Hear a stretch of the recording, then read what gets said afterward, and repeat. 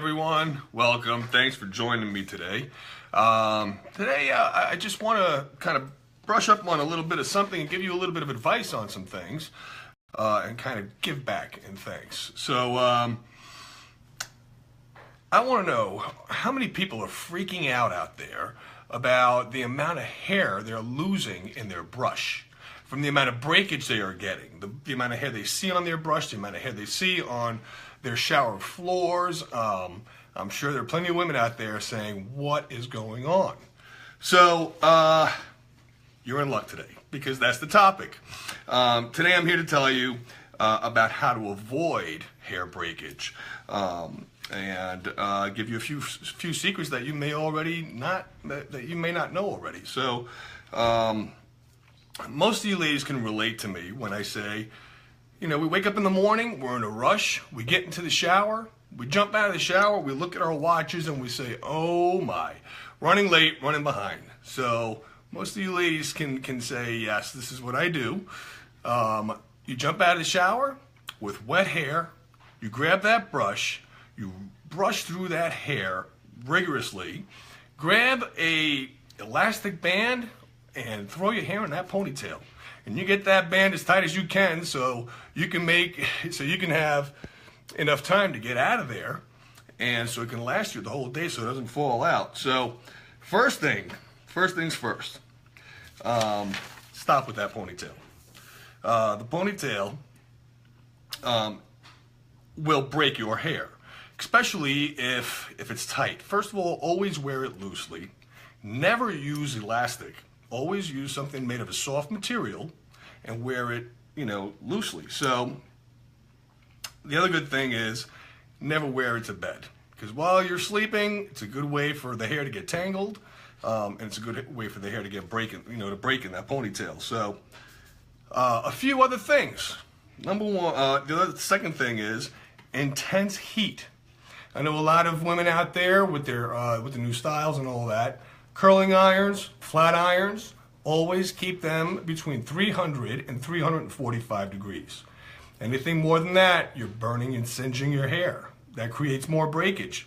So, excuse me. The other thing is never keep that flat iron or curling iron on that same spot because that will singe the hair right off. Sometimes you may need a couple of passes. You go over it once or twice, you'll get the same results. But in the same thing with the blow dryer, you have it on a high heat setting. Keep moving that heat. Distribute the heat throughout the hair. Don't keep it on one spot. That's a good way to burn your hair right off. You will get the same result by continuously moving, your tools. So, let's see. The other good thing to know, a good leave-in product. Before you blow dry your hair or before you flat iron your hair, there are products out there that can protect you from that high heat. So that's also a good thing to know. All right, so combing your hair correctly is also very important.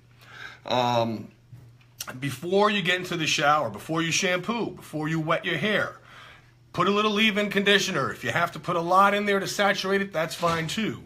And then use a wide tooth comb starting at your ends where the most tangles are, usually at the nape of the neck and on the ends of the hair, and start to loosen up those tangles.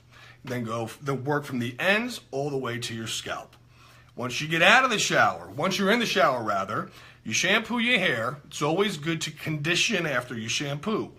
That will replenish your hair replenish it with the oils that the shampoos may have stripped out.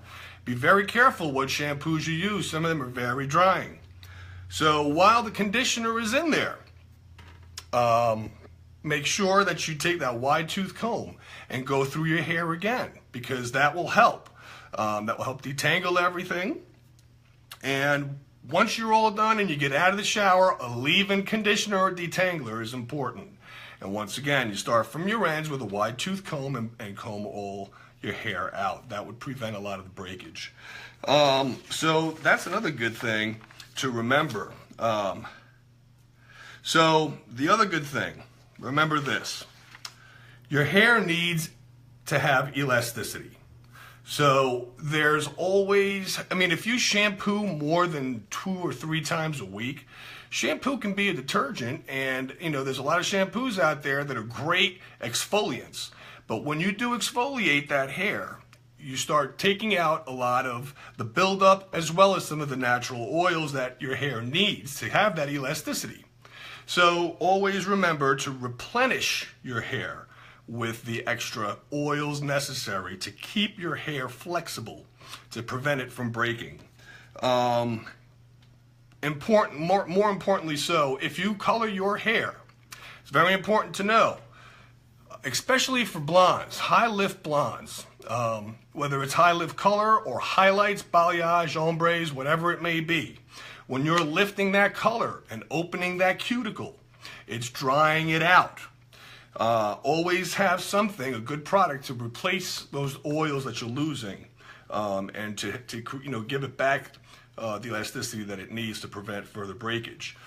Also, good to know, there are products that your stylist should know about that they can put in the color formulation or in the bleach itself. Today, a lot of these styles nowadays, very, very high lift blondes, a lot of platinums, a lot of pastel tones, a lot of metallic tones. That requires very high lifting. So there are products you can use inside your mixture that can prevent breakage. So that's also important. Excuse me, allergy time. It's always before and after summer. So another good important message that I want to give you, you get your trims done on a regular basis, which means we recommend as stylists every 6 to 8 weeks. You need to trim your hair, trim those ends, because once you got split ends, those split ends will start to split higher and higher and will break mid-shaft right where, the oiliest part of your hair is right at the root. But once you go about an inch or an inch and a half down, you start to lose that oiliness and that elasticity. And at that point is where the hair is going to split and break. So if you lift a strand of your hair up and you hit it with the blow dryer, you will see those little hairs pop through. That's where your breakage is happening. That's where you need more moisture. So those are very important rules to remember. And also, there's a lot of people out there who are, who believe that keratin and a lot of protein is good for their hair. That is wrong. Too much protein will dry your hair out. What happens is, protein is a very hard substance. It's what your nails and your hair are made of. Same thing with keratin. So once applied to the hair, it will not repair the hair. What it does is it coats it and it strengthens it. But if you apply it over and over again, it will overlap, it will suffocate your cuticle, thus creating more dryness. And once it's overlapped time and time again, it will become brittle and your hair will eventually break. You need an exfoliating shampoo to get rid of that buildup. So keratin does not fix hair. Protein, too much of it will break it. Also, make sure that your stylist is well educated. Sometimes it's okay and it's better to spend that extra money to get to that master colorist or stylist. Many salons have different levels. You pay less for a beginner stylist, a little more for an intermediate, and then of course there's the expensive master stylists. But a true colorist would know when they touch up your hair, whether it be high lift color, any kind of color, which lifts and it goes lighter, or bleaching your hair for highlights or anything like that. Remember, the only part that has to be touched up is that regrowth area. If they go over already highlighted hair and already bleached hair, first of all, there will be a line of demarcation. You will see the uneven color. Secondly, you're bleaching already processed hair, which dries it out and breaks it even more. So it's important that you just touch up, that your stylist only touches up your root part, the regrowth part.